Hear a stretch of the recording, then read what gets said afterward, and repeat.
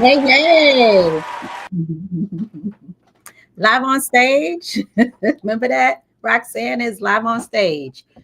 Shout out to the Roxanne Shantae. Hey, everyone. Happy Saturday, September 20th. Welcome back to the Sage Dragon Book Show. I'm your host, Shaquana. If you are new to our show, thank you for joining. And this is a newer book show that I launched a few months ago, I think back in April.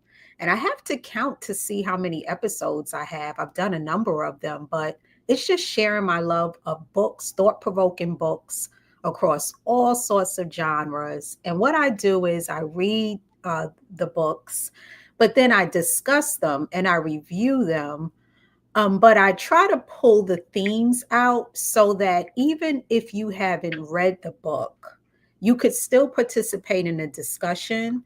And then I try to encourage you to go and read the book. So I didn't want to alienate non readers, but I also want to, celebrate books, especially during this time of erasure of literature, of book banning. I think books are amazing stories and all that good stuff. So I appreciate you sharing this with people that you think like books, book clubs, librarians, indie bookstores. Please share. Subscribe to the Sage Dragon. I'm on all platforms and I mainly do multi stream. Okay, so all that housekeeping is out of the way. What are we doing today? We are celebrating the works of three bold Latina writers. It is officially National Hispanic Heritage Month. It started on the 15th. And last Saturday, this has been a two-part episode, two-part series. So we are just been discussing these Latina writers that I love. I've read all of the books that I'm reviewing, obviously, and a lot of the books written by these authors. And they are contemporary authors. And I just wish them so much success because they have strong books. And I think they have a very bright future as writers. So let me show, let's see what we got here. Can we show that poster again of collective heritage? For those of you who not have seen last week's episode, it's National Hispanic Month, and this beautiful poster was created by the National Council of Hispanic Employment Program Managers. And the theme for Heritage Month this year is honoring the past, inspiring the future, collective heritage, which the books that I'm reviewing fit that beautifully. Before we get into more of today's books, I'm going to get into our book news segment. Okay, so I came across this. How do I describe it? This beautiful exhibit, and I cannot wait to see it. If for those of you who may be in the Rochester community, right now there's something going on called the Fringe Festival. They do it every year. It's a arts and culture festival that has a lot of avant-garde type of art. Um, Cirque Soleil, different types of shows across different artistic styles. And one of the exhibits is called Art of the Book and Paper. And I had never heard of this, but it was created back in 2011 when the Rochester Public Library turned 100 years and they wanted to celebrate books. So they came up with this concept to open it up to artists all around the world who make books, who make art out of books. And it was like a competition. So they got all these entries, and they did it in 2011. They did it again in 2021 for the 10-year anniversary, and they're exhibiting them. They added a paper segment too. So these artists take either a book or paper and make the most exquisite art. So I'm these screenshots are from the Rochester Public Library. I'm making sure I'm crediting everyone. And I'm only showing them for the purpose of encouraging people to go to see this exhibit. Now, this picture doesn't do it as much justice, but even when you go on the website, would you look at that to the left? That is a sculpture made out of paper, horizontal suspended pages rising from shadow shades into clear openness illustrations. And it's by this artist, Melissa Matson, out of Honey Owl Falls. But wow, that is incredible. That looks stunning. There's another one that I want to show. So they did a competition for the art category, and then they did a competition for the paper category. Look at the art category. Look at what got first place.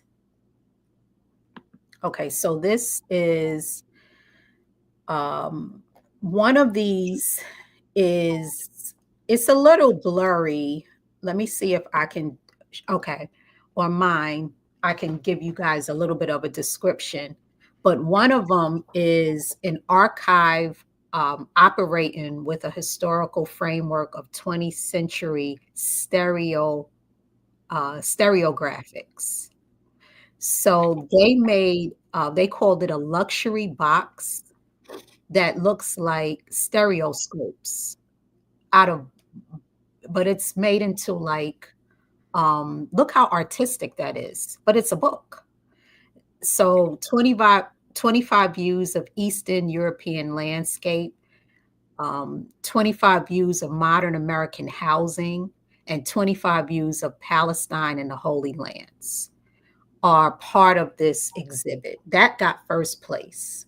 Second place was this work of art that was made from personal handwritten family letters of dear people who were separated from each other on two hemispheres, collected by their mother between 1980 and 1990 during the time of martial law in Poland. And they wove this tapestry into a memoir, and it's a conscious way of transforming fibers to give a new life and a new way of being together after unexpected family separation and misplacement. And the tapestry is purposely hung on bamboo. So that is really exquisite. These are books. I think this is so cool.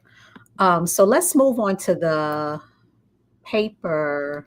Oh, no, I already showed. Did I already show the paper? I guess so. So, and long story short, get to look up the art of the book. If you want more information on this whole concept, and I judge books by their covers. Sometimes covers draw me in. I was just saying last week when I was talking to my friend Angel who joined the show, and she was asking me about what even made me pick up Carmen and Grace, and I told her it was the book cover. But this takes it a step further in that these artists are recognizing that the paper and then the book is the art as well. So and I used to love to get, because I also do calligraphy. So I used to love beautiful paper and stationery, and I think there's something artistic about that. So yeah, I can't wait to go. The exhibit is going on through I think the end of November. So check that exhibit out at the Rochester Library. All right, so let's get to today's review. Um, this book was so good, y'all. The Grand Paloma Resort. I was, I guess I was looking online and I saw the book and I saw like I read the description and I even read something like if you like the show White Lotus, this is kind of like that. I'll get to more of that in a moment, but awesome book by Clavis Natera. So let me just give a little information about the author, Clavis Natera, Dominican roots writer and collegiate educator. She's the author of Neruda on the Park. I haven't read that yet. I've heard great things about it. That was a New York Times Editor's Choice, a Silver Medal International Latino Book Award. She has her MFA from NYU and her BA from Skidmore. So this book, okay, I'll tell you what it's about. It's about these two sisters. Laura, she's a manager at the Grand Paloma Resort, a Dominican woman who has risen this far through sheer hard work. Her idea to pair platinum guests with a resort employee to attend to their every need has been wildly successful. She's mere weeks away from a promotion that will blaze a path off the resort to a life of opportunity. If only her younger sister, Elena, who she's looked at after since the death of their mother, could get with the program. Elena has tried her best to live up to her sister's expectations. To escape the drudgery of waiting on rich tourists, she's become increasingly dependent on pills and partying. As a babysitter at the resort, she's at the mercy of guests who travel to indulge their worst impulses and need someone else to watch their kids while they do so. Now, after an accident, a child in her charge is believed dead, and Elena knows she'll be held responsible. At a local beachfront watering hole, Elena runs into the child's father. He offers her an obscene amount of money to give him private time with two young local girls. Elena pockets the cash to fund her escape and prays she's gotten the girls out of harm's way. Set over the course of 7 days, the Grand Paloma Resort offers an unforgettable story of class, family, and community, building to an intense climax in which the true course of luxury are laid bare, forcing Laura and Elena to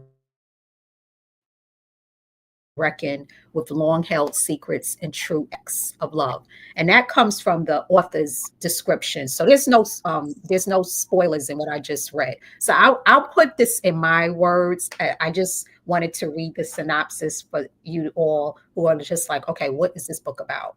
So you got these two sisters who were basically left orphans in the Dominican Republic.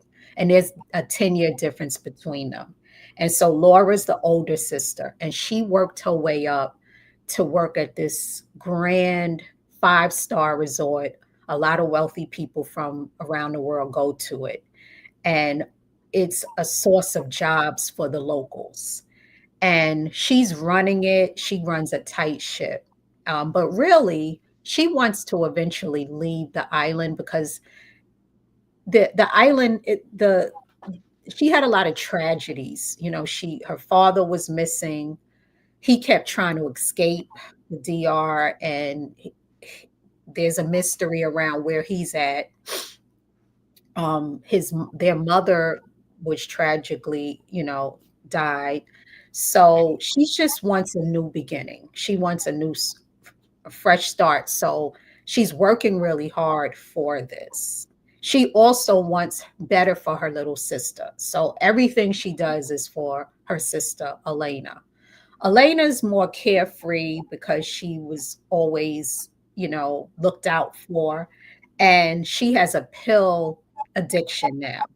So she is, as they said, she's babysits the kids when when the tourists come in. So she's babysitting this one little girl of a family of a couple who came from the United States, and she had popped a pill while she was watching the little girl. And they went out into an area, and the little girl fell and got hurt. And she was afraid. She thought she might have died. So she calls her sister as usual to clean up her messes. Her sister comes, doesn't tell anyone. They don't want to call the authorities, but they bring in a local healer named Vita.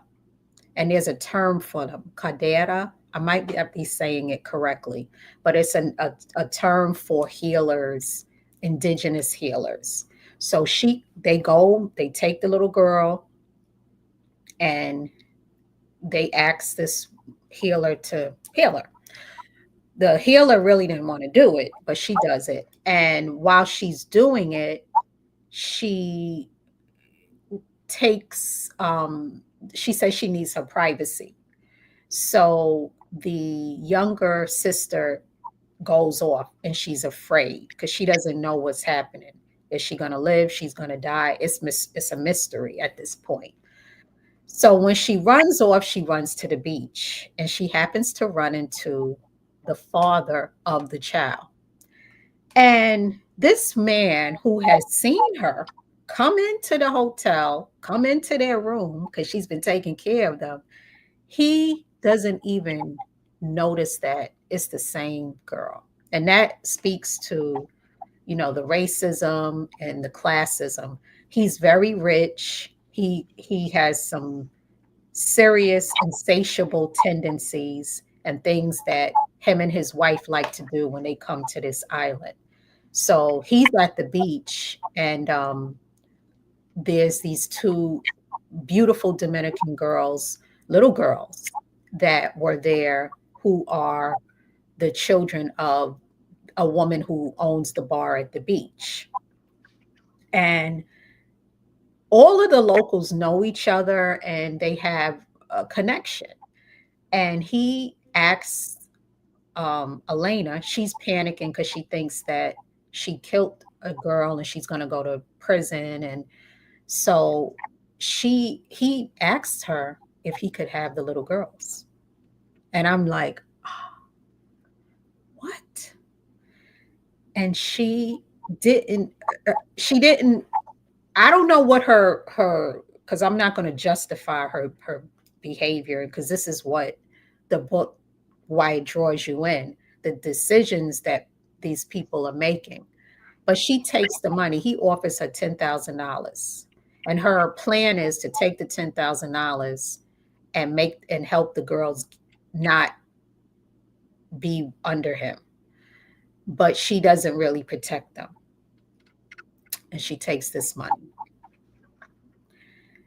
A hurricane is also brewing as well, and that comes. So I'll stop there because I don't want to put spoilers out there. So everything that I said is like kind of foundational, but it's like a page turner.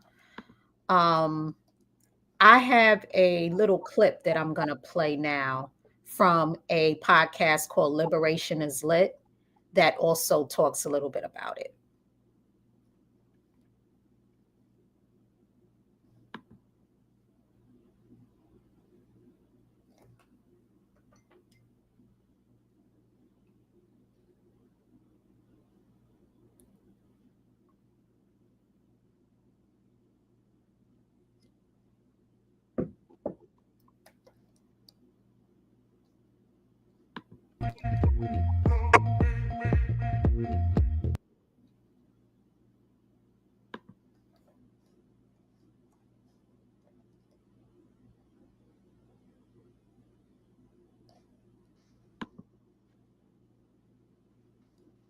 I think there might be a technical, let's see. I can't hear any sound. So to talk a little bit about your book coming up, what inspired you to write the Grand Paloma Hotel, and what message do you hope to send readers with this book? Yeah, I mean, I think the inspiration, first of all, came from me being trapped because I started writing this book during the pandemic. And during that time, the borders had been shut down. And, I was waiting to take my first book out to market. My agent and I had pretty much finished the editorial process, but because the pandemic has started, we couldn't take it out. I mean, as with every other industry, the publishing industry came to a complete halt. And so, at the time, my agent was like, you know what, let's just kind of put it on ice. Let's wait a little bit until people are reading and making deals. And so, during that time, one of my friends, Angie Cruz, who wrote Dominicana, she's an incredible writer. She solicited me. She was like, oh, she was a guest editor at the Kenyan Review, which I adore. And she was like, do you have a story? Like, we're just looking for something short, like 2,000 words. And I had been thinking about writing from the perspective of employees at a luxury resort for a long time. I mean, like I said, I'm from the Dominican Republic. I love to travel. So I've been to Bali, I've been to Singapore, I've been all over Europe, all over Latin America. I love the Caribbean. That's like my favorite place in the whole planet. And so over the years, as I had been traveling, I had noticed just like what an interesting and fascinating place a resort is because you have this kind of collision of like these wealthy, privileged people. And what has been created is really a playground. I mean, it's like there's always some kind of barrier that separates the resort from the local communities. And then you have the workers who are usually local people, And so for me, I just over the years have noticed and have spoken to and interviewed people, both formally and informally, once I started writing this book. But I've just always had a fascination with like beautiful spaces and Yeah. So, and if you want to watch more of that video, because I know it was going in and out a little bit. If you go to YouTube, Liberation is Lit. It's a great interview. We only showed a snippet because it's we don't want to take up too much time with it, but I really enjoyed actually that whole Liberation and Lit's podcast and that particular episode. So that gives you some background into the author and what she was trying to do. I also heard her, I was listening to her interview on the Brooklyn Caribbean's Literary Festival that they just had, which looked amazing. And she had a interview with this other writer where she was talking about how people have been comparing it to the White Lotus, but the difference is one, she already had this idea for years before that TV show came out. And also, she gets into more in depth about the lives of the locals, which is different from the White Lotus, because the White Lotus series, I watched all 3 seasons of it because I like it. It really more centers the privileged, the main people that are traveling. So there's a little bit about the locals in each of those series. Like the first season, they were in Hawaii. The second season, they were in Italy. And then the third season, they were in, was it Thailand, I think? And it's mainly about these very rich people that are going to these five-star resorts and all of their proclivities and interests and how they intersect with the locals. With the Grand Paloma Resort, you're getting um, very strong character development. Whether you like these characters or not, they're very interesting, because there's also um, Elena, like I said, and her sister, but then you have Vita, the woman who's the healer. You get into her, she gets into her life and her background. And there's a guy named Pedro who is very central to the story. And they get into his life and his family and his father's. The woman that runs the bar, whose daughters Elena sold to this man, they get into her, they get into the history. So I really think that that's needed more because, and it was partly why I wanted to bring this discussion to you all. It's not just that it's a good book, it's something that I think about how we intersect with these communities as we migrate and as we travel. Because there's different reasons why humans migrate on the planet. We migrate for pleasure in the case of this book. We migrate for survival and for mobility. We migrate for safety. You know, there's different reasons why people move, or else you would just stay exactly where you are. So, all of that is really, really fleshed out. There's so many powerful themes, like they talk about tourism, class, privilege. They also get into beauty. The there's a lot of, you know, colorism when it comes to, you know, the culture and the divides between Haiti and the Dominican Republic. And the oldest sister, Laura, has some self-esteem issues, self-image issues. Like she wears her hair in a weave, and the texture of the weave doesn't match her thick, you know, hair. And she goes through great lengths and spends, like, saves up for a whole year to buy this hair, and goes to this, you know, beautician to install the weave, and ties her sense of authority to the hair, meaning she doesn't even feel like she can walk around that resort and demand this respect that she needs to be the boss of the resort without this long weave.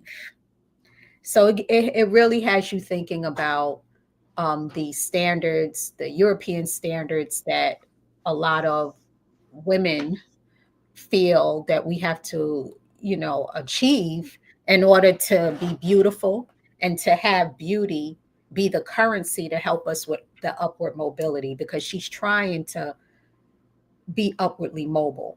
And she thinks that looking a certain way, she's concerned about her weight and her, not really her skin color, even though that's a thing. It's the texture of the hair and the features of her face that sometimes frustrate her. So you get that, and then it allows you to, like, think about all the stuff that women across the world are doing in order to fit a certain standard of beauty.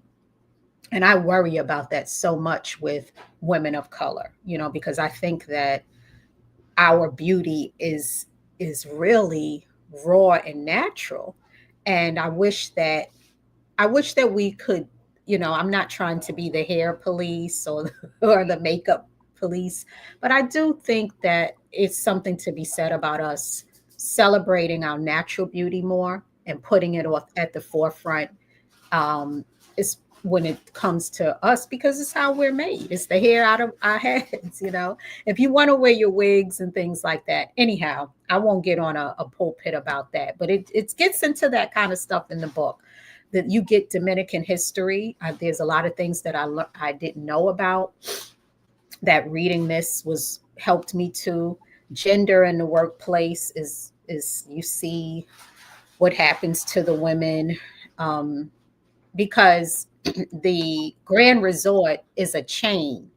So the one that's in the Dominican, Laura has to, like, respond and report up to this woman who's above her, who's in Europe, who has puts a lot of demands on her to do some unethical things and exploit the workers. And she's doing it for the sake of success. So then you start to really say, what is success if you got to do all of this?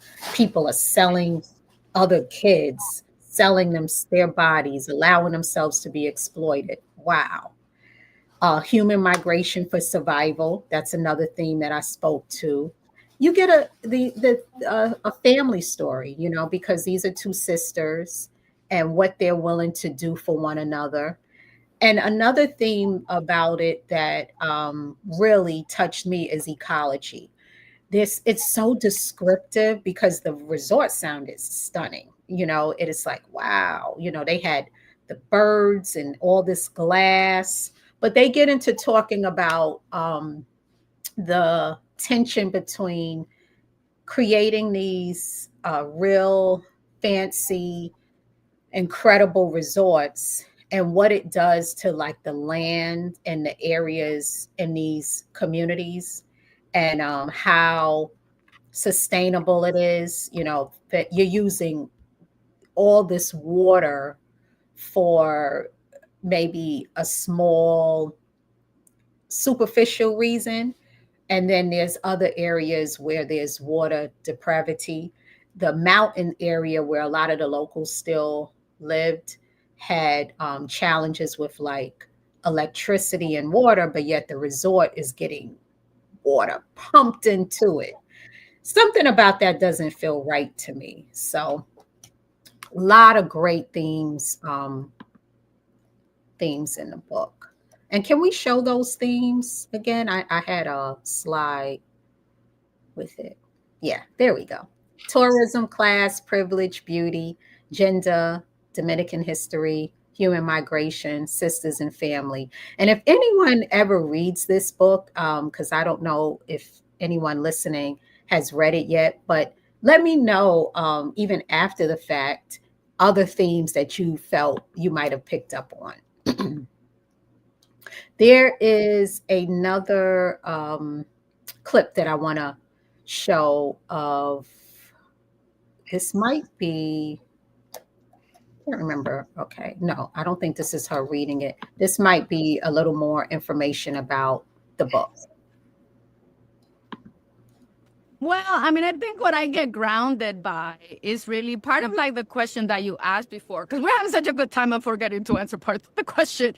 I do think that like part of what keeps me grounded is what I want the reader to get from the book. And so, one of the things that I think about a lot in the portrayal of privilege in the Caribbean is that very often I feel like our stories are not represented. And even when you think about stories that do like a beautiful job portraying the setting, right? So like they really show how magnificent the Caribbean is. I think a lot of times like we don't get to be the protagonist, even when the stories are being told from our places of birth and like from the places where we're from. And so like part of what I wanted this book to do was to like introduce curiosity to my readers, whether they're Dominican people or they're, Americans, because, I'm a U.S. citizen. So whether they're from my, hometown here in the U.S. or they're from the Dominican Republic and global, I just want people to come to this book with a sense of curiosity and for the book to evoke in people a sense of what are the complexities that surround race in a place like the Dominican Republic? What are the complexities that surround gender? What does it mean to be a woman in the workplace and in certain places? I wanted this idea of freedom and how freedom is really a collective desire. So like, I really believe that we as people of the global majority, and I'm talking now about Black people in the world, like, I don't think that we will ever be free or liberated unless we are collectively seeking freedom. And so like for me, and I know I'm like, oh, this book is so fun, let's go. But like I also wanted to inspire in my readers that sense of, you know what, we are better than our worst mistake, and we are just as good as our community. We are going to grow when people love us. We are going to grow when people give us a chance to be our best selves. And that all of that is rooted in a knowledge of our history, in our knowledge of our collective liberation, and maybe even the idea that love of each other, made families, blood families, all of that is like an important aspect of what we should all be striving toward. Yay, exactly.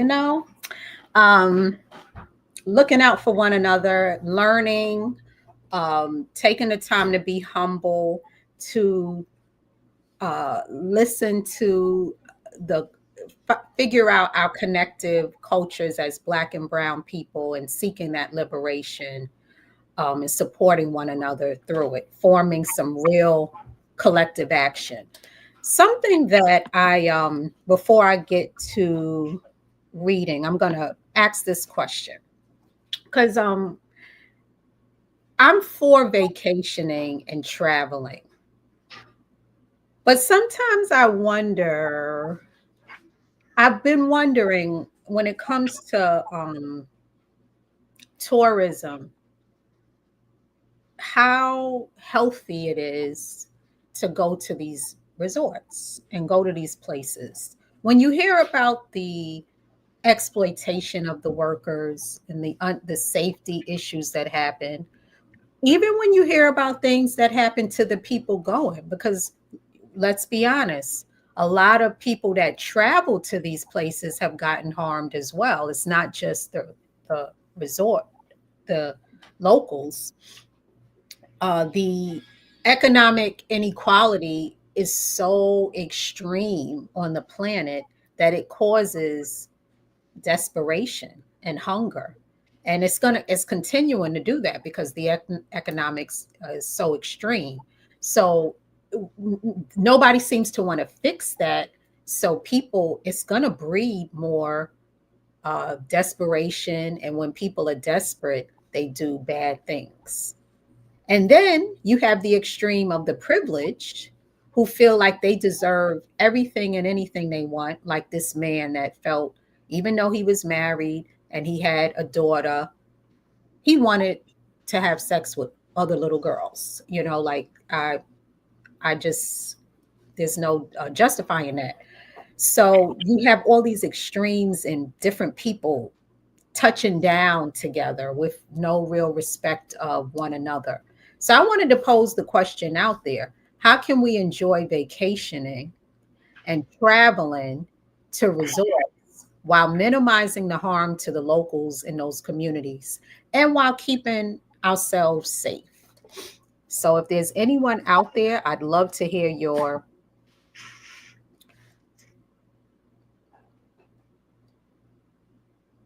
Okay. We've got a comment in, and I think they're referring to the beauty standards. And Janelle on IG says it's like the Jasmine Sullivan song Mascara. Yeah, I love that song too. True. Very much about the soup. It can get superficial after a while. Yeah, thank you for your comment, Janelle. But yeah, so does anyone go to these places? Do they go to different resorts and do they vacation? And if you vacation, how do you do it ethically?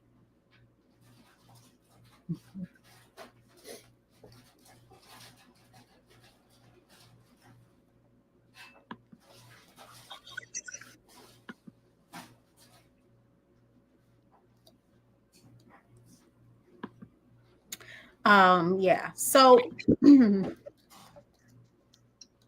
I've got one more clip that I'd like to show. I think it's a little bit of her, of the author reading from the book, so you can get some more flavor for the book.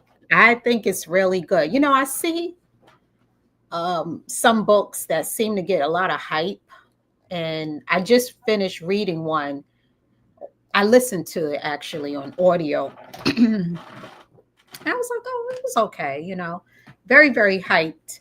And then there's some books that, like this, to me, this book was better than that book, but um, it's not getting the same hype that I think it deserves. So I'm telling you, if you want something good, read this. This was like interesting.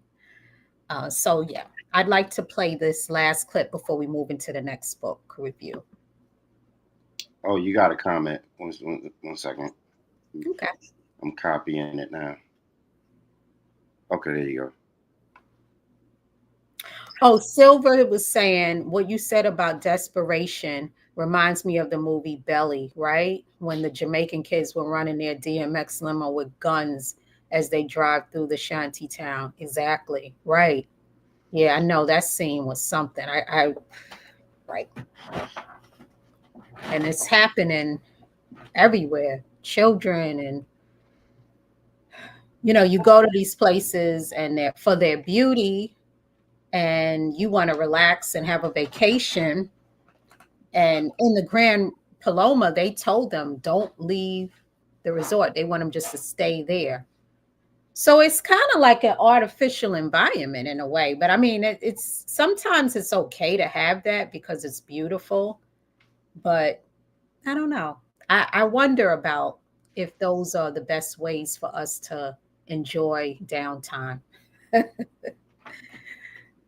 yeah, show To that. grow up so fast, I think the girls who grew big does so much of what was working in that first book that was so brilliant, but I think it's so different. To me, like it showcases Layla's range.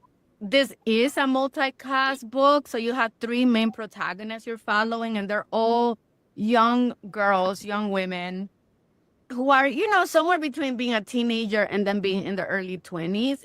Two of them already have children, and one of them is pregnant, and it's a 16-year-old. And so, yeah, I just loved following these young women. Like, there's Emery and Simone and Nadina. Like, I'm never going to forget, like, what they're going through. And that story is really about the way that, like, the world can decide to dismiss you and that you aren't worth very much. But the way that you get your own self-worth is the people who are next to you, helping you to survive. And I just, I Can we just finished reading show the book. The pub day was clips yesterday. from her reading, because that's a different one. So it should be Brooklyn the Brooklyn Caribbean Literature Festival from 2020, 22 to 47 to 25. I thought we decided not to use that one. Oh, okay. I don't remember that. I wanted to hear the reading, but I'll ask the question to anyone out there. Does anyone enjoy vacationing without minimizing harm to locals? Did we get any answers from that?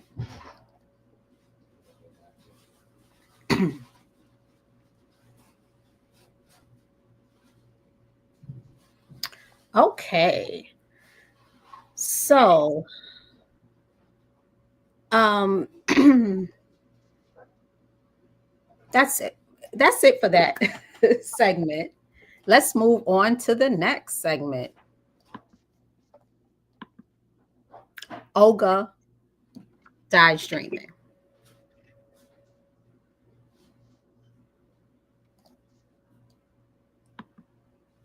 Okay.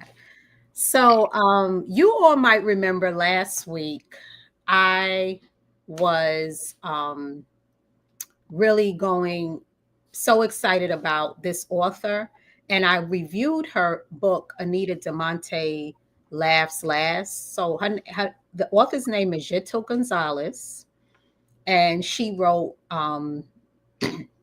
that's her below. So I already did the author spotlight of her, Puerto Rican roots writer. I found out there's a connection with a college roommate of mine. They grew up together in Brooklyn and went to the same elementary school. And she went on to Brown University, and she was also a wedding planner. And she, wrote this book that was very critically acclaimed. It was so good. It was supposed to be a show for it, and then something happened where the show fell through, and I'm like, oh man. But anyway, get this book because this book was really good. So the synopsis: it's 2017, and Olga and her brother Pedro are bold-faced names in the hometown of New York. Prieto is a popular congressman representing their gentrifying Latins neighborhood in Brooklyn, while Olga is the Tony wedding planner for Manhattan's power brokers. Despite their alluring public lives behind closed doors, things are far less rosy. Sure, Olga can orchestrate the love stories of the 1%, but she can't seem to find her own until she meets Mateo, who forces her to confront the effects of long held family secrets. Olga and Pedro's mother, Blanca, a young lord turned radical, abandoned her children to advance a militant political cause, leaving them to be raised by their grandmother. Now, with the winds of hurricane season, Blanca has come barreling back into their lives. Set against the backdrop of New York City in the months surrounding the most devastating hurricane in Puerto Rico's history, Jito's Gonzalez Olga Dies Dreaming is a story that examines political corruption, family strife, and the very notion of the American dream, all while asking what it really means to weather a storm. So yeah, so another family story, another story about siblings. This time Olga, she's the protagonist, but you hear a lot about her brother Pedro.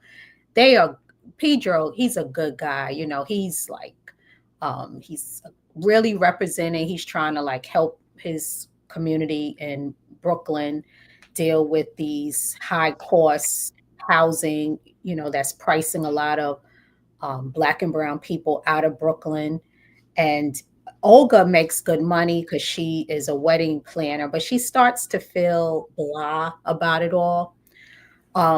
They were abandoned by their mother because their mother was a radical revolutionary, and she was with involved in the Young Lords during the 70s. And she's back in Puerto Rico. People don't even know where she is because she's really does this radical pushing back against the systems. She's not for any major systems. And you get to know the mother through letters that she was writing her children. Like there's this letter when Olga gets accepted into an Ivy League university, and her mother is against her going because she feels like the university may slowly corrupt her values, those Puerto Rican values of like of family and being rooted in reality and concern, and really because a lot of the Ivy League institutions used to be feeders for the kids to go into politics. But around the 90s, they started to be feeders for people to just go on Wall Street. So really to be less about artistry and people being kind of free thinkers and educators and serve people about service and politics. And now it's like, you know, just wanting to go and be hedge fund managers and things like that. So she didn't think that that was a good idea for her daughter, but she would get into all these uh, radical concepts that she would write her daughter about. But then her daughter and her son would be upset because she wasn't there. So that was like, wow, you know, a unique piece. I think I have, let me play this clip where the author talks more about the book. First 2 minutes.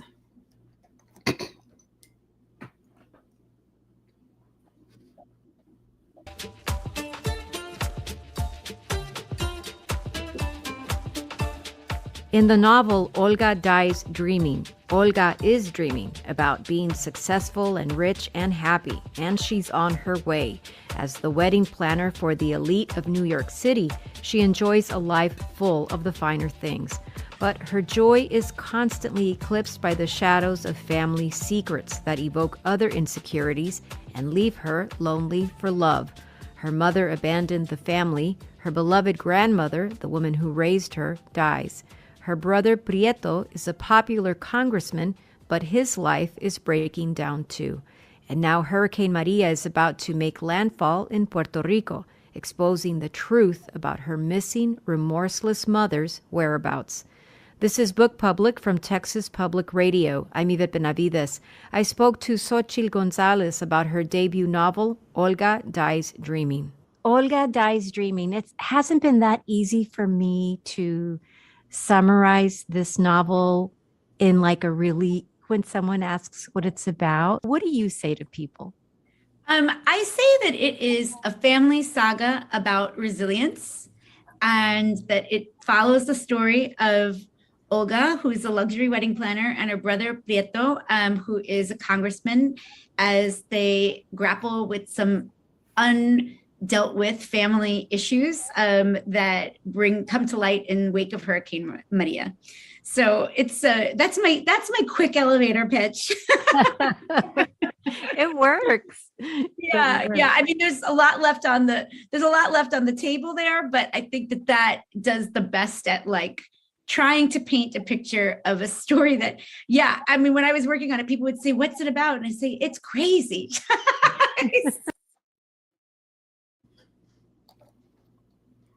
I can't wait to meet her because she's funny. No, this book was really good too. Family, you're getting Puerto Rican history, which I'm very. I grew up in New York City, grew up in Queens, one of the most culturally diverse boroughs. I believe it is ranked the most diverse borough, and it's one of the most culturally diverse cities in the world. You're getting Afro Latina liberation movements, which I like to delve more into, and I think we all should during these times. Gentrification has been a theme of a lot of BIPOC authors that have grown up, that are writing up from like Brooklyn and New York City, because our families were living in these areas in the 50s, 60s, and 70s and 80s, and they had bodegas and we were supporting them. And then all of a sudden now, over a 30-40 year period, it's like impossible to get a house in some of these same areas, and the amount that they're trying to charge for these homes don't justify what they look like. So dislocation in place is another part of it. Class divisions, it gets into love. There's love, but there's Olga, there's a love story there. Her brother is gay, so you get LGBTQ love represented. And once again, loyalty, which is actually a strong theme with both of the books that I reviewed today, because in the Grand Paloma, all the loyalty between Elena and her sister and what it cost them. And then here it's loyalty too, because the mother is going to ask something of Olga, even though she hasn't spoke to her mother and forever. Her mother abandoned her. She's still going to ask something major of her in the book. And I won't say what it is in case you want to read it. So all of that you're getting in this great novel. So get Olga Dies Dreaming. It's excellent. I have another video to show.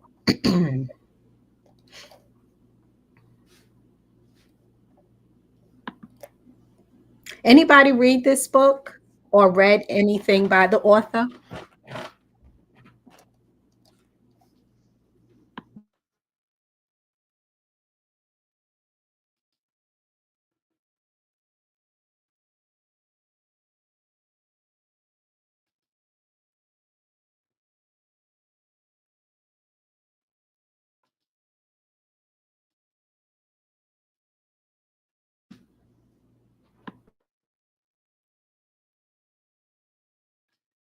Jose Ortega y Gasset. I am myself plus my surroundings, and if I do not preserve the latter, I do not preserve myself. And the other quote is by Juan Gonzalez. The price of imperialism is lives. We love a leftist over here in these parts. I firmly believe in both of those quotes. I am myself plus my surroundings. And if I do not preserve the latter, your community, your people, the people who support you, then you do not preserve yourself. And I think that this is a fundamental ideal amongst like leftists, why they go so hard for their people and people who have experienced similar struggles. The other quote, the price of imperialism is lives, It's important for those of us who don't know to know the definition of imperialism. So I asked ChatGPT. Imperialism is when a powerful nation extends its influence and control over other territories, often by acquiring and holding colonies. This extension of power is typically achieved through military force or the establishment of economic and political dominance. Imperialist powers seek to expand their territories, resources, and influence, often driven by economic exploitation, geopolitical dominance, strategic advantage, and the spread of cultural or ideological influence. So, some examples of this can be what the US did to Hawaii, sending a lot of military and almost bullying, not almost, it's bullying the area to listen to the United States and to adapt and become a colony. Like, that's what Hawaii is. And the price of imperialism is lives, but imperialists gain a lot of fortune, so they don't care about those lives.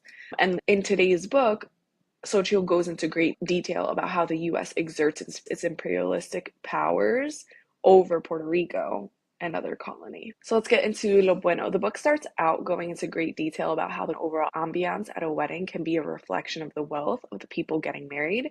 And while Olga's job required her to worry about a wide range of elements, the present moment found her primarily concerned with the fancy napkins. Yeah, that clip is from Latina Right and Cumadad Chick Lit podcast, and she's has a very social content for Latina readers and writers. Um, yeah, so you learn a lot about Puerto Rico's history through this great, entertaining novel. Oh yeah, I just kind of got a little. I was thinking some. Hold on, there's so much going on right now in my mind, and then this comment came up. Janelle on IG said, "I haven't read this work, but I will after your review. Sounds like a page turner." Yes, both of these books are really good. The Grand Paloma and Olga Dies Dreaming.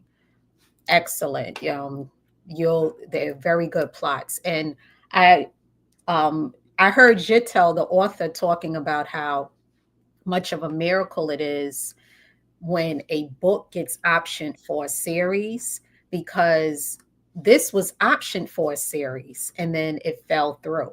So she said, if you ever see a series, especially if it's a series from like a diverse book, like a lot of us loved Black Cake.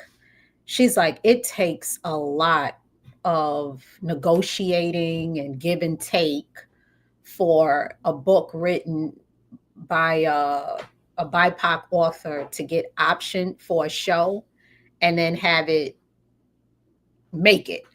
So that makes us appreciate those even more when it happens. But I'm sorry it didn't get optioned, but the book is still dope. So yeah, pick that up.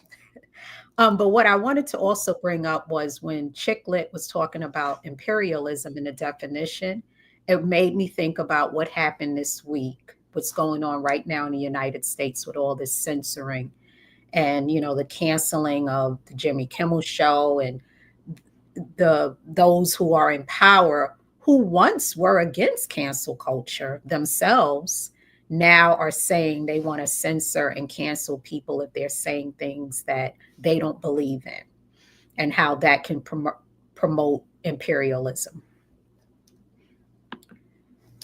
So I wanted to pose this question to the audience because a key theme of this book too was, how do you balance being true to yourself and the expectations of your culture?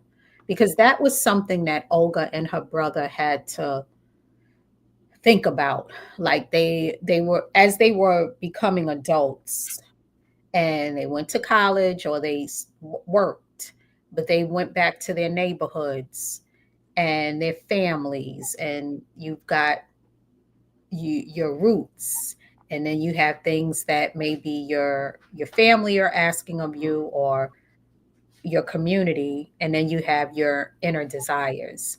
So how do you balance those things? And nowadays, In in our cultures, I see a lot of celebrities who, when it seems to be convenient for them to align with their culture, their black culture, or I'll speak to that because that's my culture. When it's convenient to lean on that and draw from it for their artistry, they'll do it. But then they'll hop around and align to a lot of other entities that are anti-Black. That's what really is bothering me by some of these um, celebrities out here now. Not all, but some that are being celebrated. On the non-celebrity level, everyday people, how do you balance being true to yourself and the expectations of your culture? I'll put that question out there.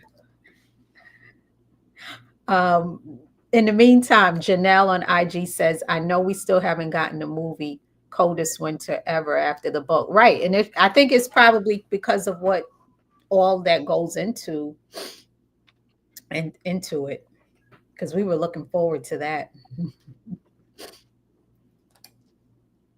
So how do we stay true to ourselves while balancing expectations of your culture? Anybody want to tackle that one?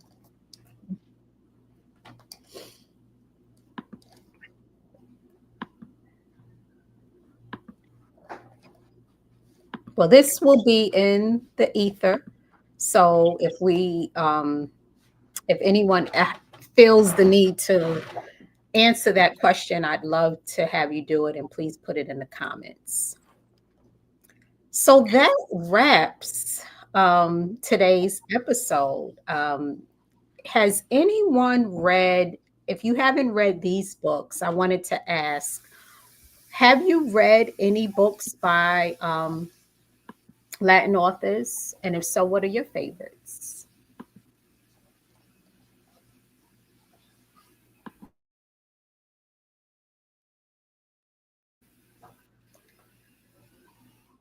So I am going to be continuing this series, and next week I'll be going into our men, our Latino authors. I haven't forgotten about the fellas. So it's been wonderful celebrating these amazing Latina authors, Gito Gonzalez, Nadira Bertez, and who Vertas, and who else did I do? Oh, of course, the author of Carmen and Grace. I don't have the names up anymore here. Melissa Aquino. Yeah. So all three of these, four books that I covered, because I covered 2 last week and 2 this week, all great reads. You won't be disappointed with any of them. And next week, I'm going to discuss some books by some Latin men authors. So stay tuned for that. The comments are still coming in, so I'll read a couple more. Silva on X says, family and friends often try to shame you if you don't live up to cultural expectations. It's hard in a changing world. Yeah. I can agree with that, because sometimes, it can also be part of something that was expected 20 or 30 years ago, and how do we do it? I'll give an example. In my family, one thing that we're kind of grappling with is, how do we gather? Because for so many years we gathered for decades, like when my maternal grandmother was alive, and grandfather and uncles and aunts, we gathered, for the holidays. And what made it was that expectation we would do it. It was the welcomingness that we did it. But logistically, it was also that we were in more proximity to one another. And then not only did my grandmother pass away, who was a huge glue for that, there's been a lot of movement with different family members. So we're spread out now.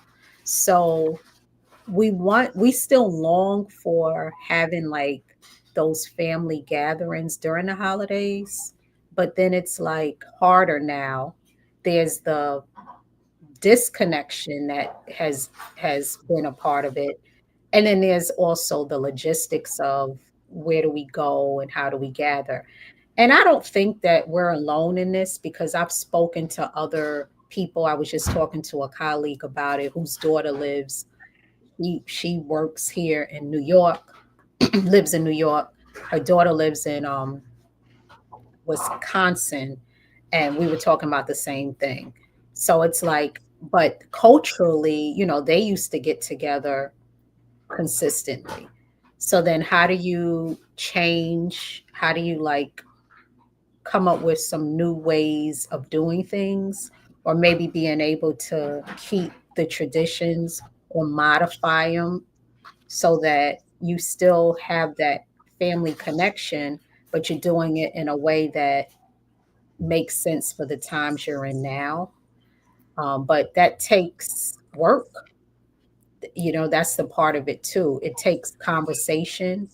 It's not just all being online. It takes like humility and people being willing to listen, maybe do some compromising, some negotiating, and real deep level conversation, not just guilting people or trying to be manipulative, but really being loving. Um, Oh, we got a book recommendation. Janelle on IG says Hurricane Season. Okay, by Fernando Melicore. Thank you for that recommendation. I never heard of that. She says it's, or he says it's a great read, Janelle. Thank you. Yeah, that's my homegirl from junior high school. Hey, Janelle. Thank you. Hurricane Season. I'm going to have to look that one up.